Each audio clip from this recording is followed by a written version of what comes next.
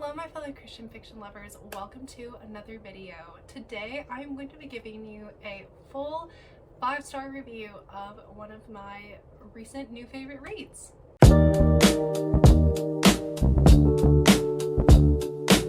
Okay, so I talked about this book a couple videos ago.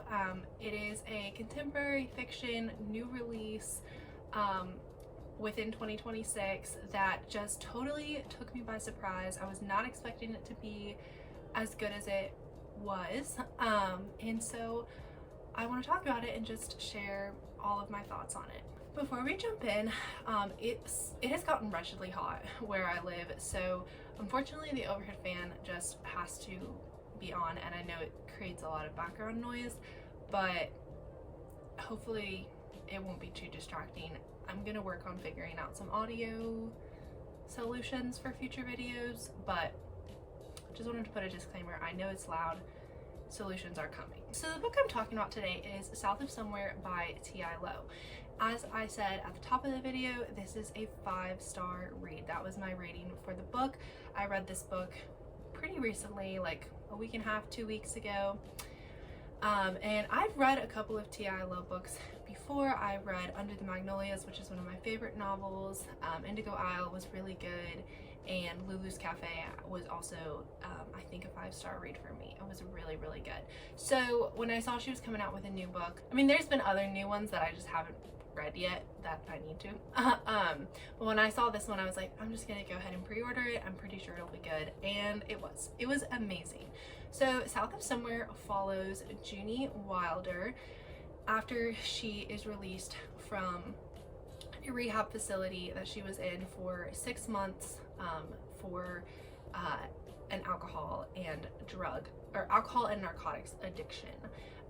And she was forced into rehab after getting into a car accident where she was drunk driving with her daughter in the back seat. So she did a stint in jail, then she went to rehab. She also lost custody of her daughter. Her like 2-year-old daughter, is living with her brother and sister-in-law and their son in Columbia, South Carolina.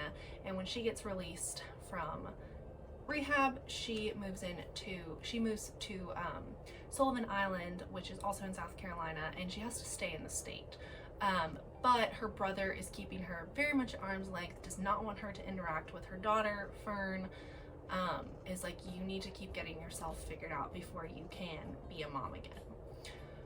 So Junie is like, I have to start my life over from scratch. And that is basically, hi buddy, that is basically what the book is about. It's about Junie figuring out a job, figuring out friendships, figuring out staying clean, so that she can prove that she is a good enough mom to get Fern back. Junie is the only character you follow.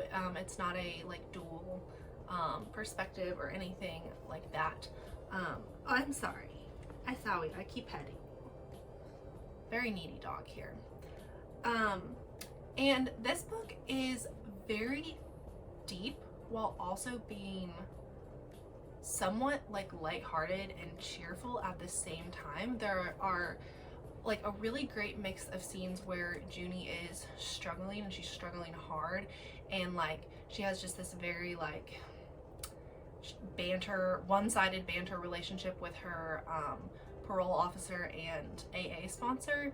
And he's a great character. He actually came out of retirement just to be her parole officer and her AA sponsor and make sure that she's like staying on the straight and narrow. The banter with him is good, but then it also like she starts to like show more of her like struggles and hardships and share with him like some of the things that she's going through with him.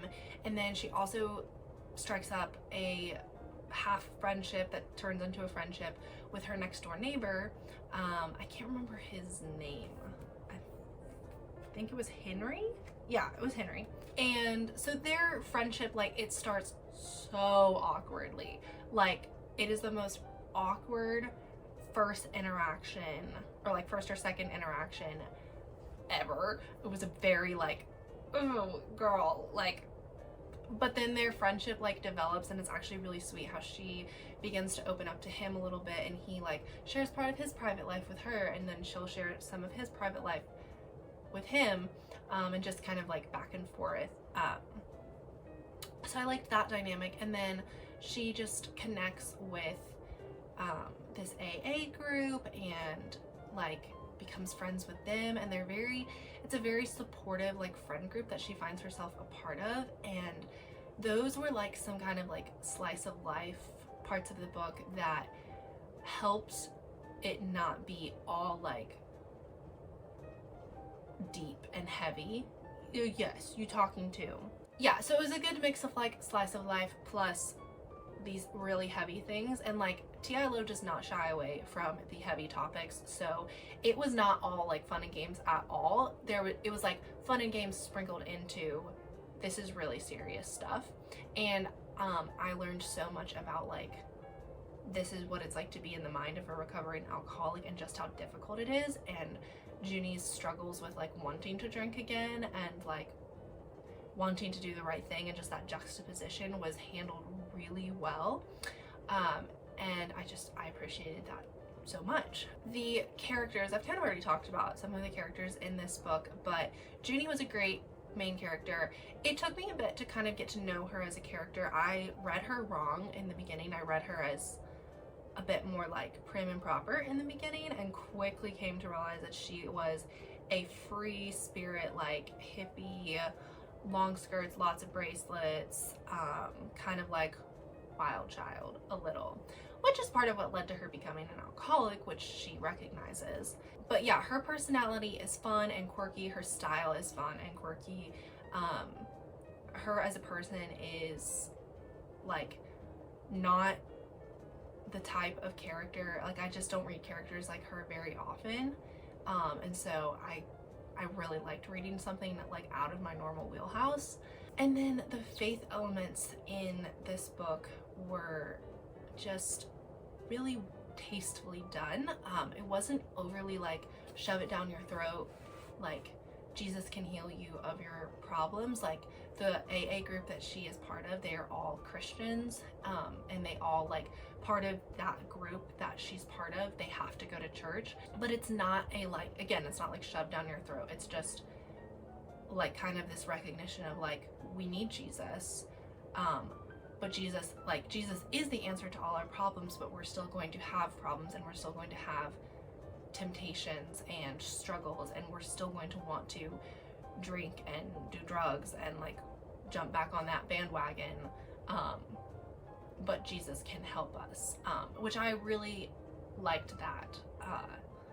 Liked that it wasn't just like, well, Jesus like is gonna solve everything and you're never gonna want to drink ever again if you just believe in Jesus, because like he takes it completely away for some people but not everybody else, and it's part of like that struggle that pushes a lot of people closer to him. And kind of seeing Junie become more curious about God and asking questions and like reading scripture, while I would say it wasn't the main focus of the book, it was definitely present, and I would 100% call this Christian fiction, obviously. And she reached a really good like place by the end of the book where she was depending on God and going to church, and that was a big part of her life by the end of the book.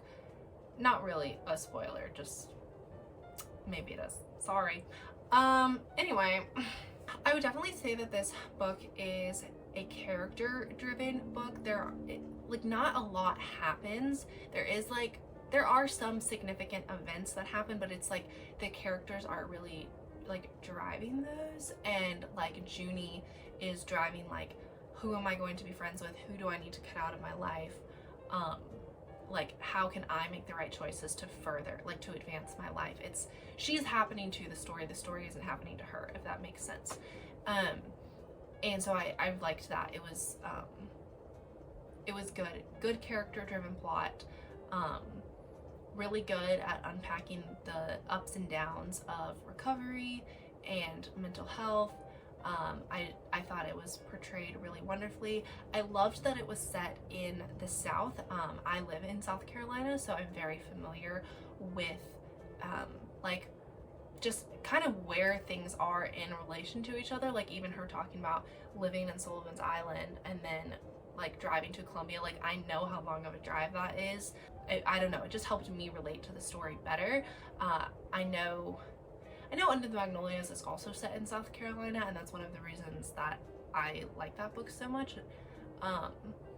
But it helps me really connect with it. If you're from the South, if you're familiar with South Carolina, you will understand like the geography of this book and kind of just some of the, like, it gets really hot in the summers, and like she just describes it really, really well, and I loved it. So like I said, 5 stars, very impactful while also not like bringing you down too terribly. Like, I don't know how to describe it. Like, it made me think and I felt deeply for Junie, but I also laughed so much reading it.